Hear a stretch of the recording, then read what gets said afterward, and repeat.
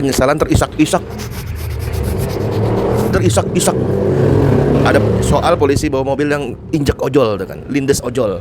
Kasihan kan rakyat udah dilindas pula ya. Nyesel. Terus gimana hukumnya? Kisos. Bye-bye kisos, bye-bye. Dan pemecatan. Hai. Apalagi ada penjara. Hai. Kisos, bye-bye. Aduh, boro-boro. Semakin lucu. Subscribe media-media Islam daripada kita subscribe media-media maksiat.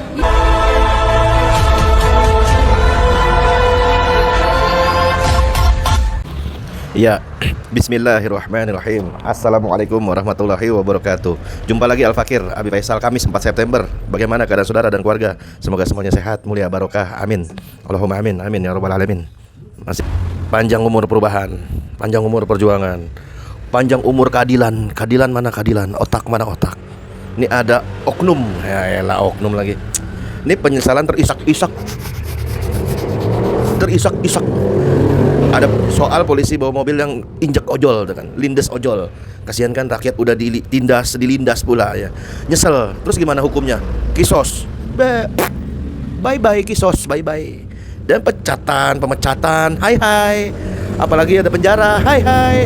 Kisos, bye-bye. Aduh, boro-boro. Semakin lucu aja, kocak negeri ini. Sejak kapan, Cok, kesedihan seseorang bisa mengurangi bahkan mengubah keputusan hukum? Sejak kapan? Terisak-isak. Tidak sengaja. Ya, tidak sengaja, bos. Ada polisi tidur aja ya, kerasa ya kan. Kendaraan macet gitu kan bannya. Kucing dah, ayam. Nah ini orang pakai jaket hijau ya, jelas banget itu hijaunya terang benderang.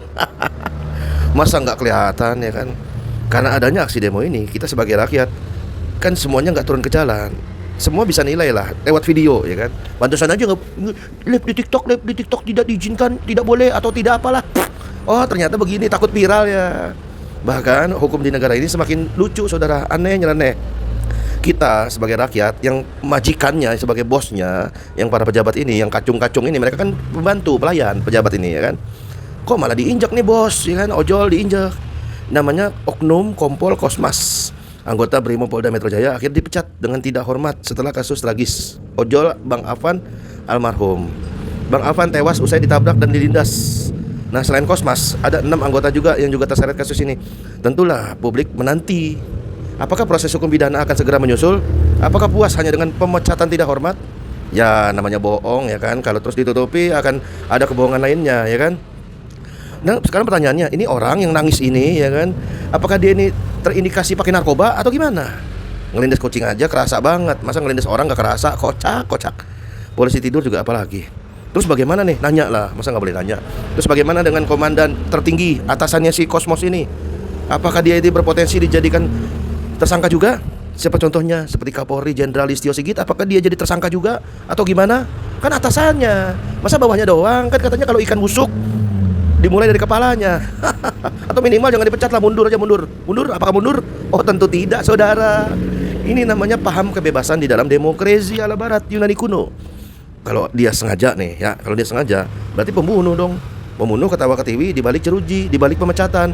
Katanya demokrasi dari rakyat, oleh rakyat, untuk rakyat. Tapi rakyatnya dilindas. Kok jadi bikin geleng-geleng kepala? Dulu di zaman Nabi SAW, hukum Islam yang berlaku sampai akhir zaman bahkan, itu ada yang namanya kisos. Namanya pembunuh itu, kalau ada kisos, itu mikir 1000 kali buat nyabut nyawa orang.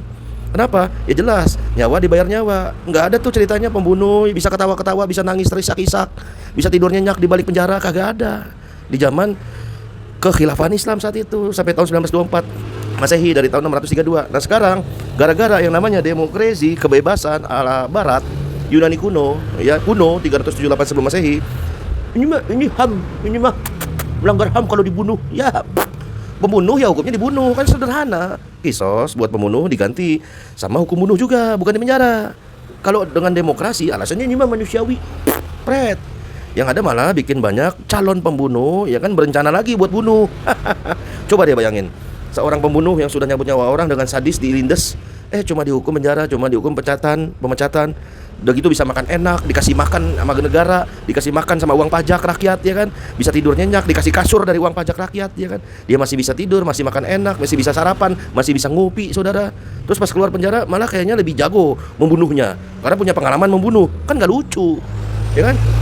Pembunuh nggak kapok, masyarakat jadi was-was. Akibatnya apa? Yang jelas, pembunuh nggak kapok. Mereka mikir, palingan cuma dipecat doang. Paling juga di penjara doang, kan jadi nggak kapok. Aduh. Masyarakat jadi was-was kan. Mereka takut nanti kalau korban demo lagi, bagaimana nasibnya.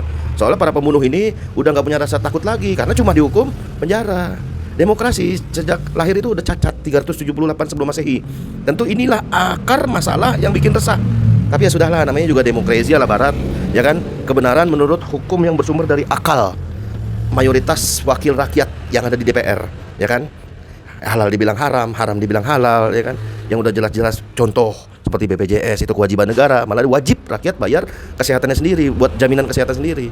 Kan bikin bingung kan? Kadang bikin ketawa. Yang penting sebagai masyarakat harus tetap siap pasang kuping. Nanti dengerin apapun masalah bangsa ini, pidato berapi-api lagi kita dengerin kuping, siapin kuping buat dengerin pidato berapi-api yang kayaknya penuh dengan solusi. Ya, siapa tahulah dengan wasilah video ini kita dengan mengkampanyekan kisos yang wajib dilakukan oleh negara ya, bukan oleh individu ya, bukan oleh kelompok ya, tapi kisos itulah hukum yang bersumber dari yang maha adil.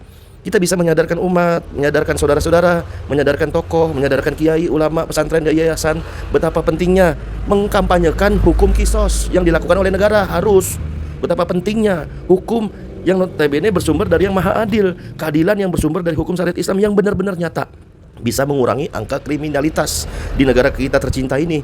Ya itu juga ada kata kalonya, kalau ditegakkan oleh negara, kisos tadi. Wassalamualaikum warahmatullahi wabarakatuh.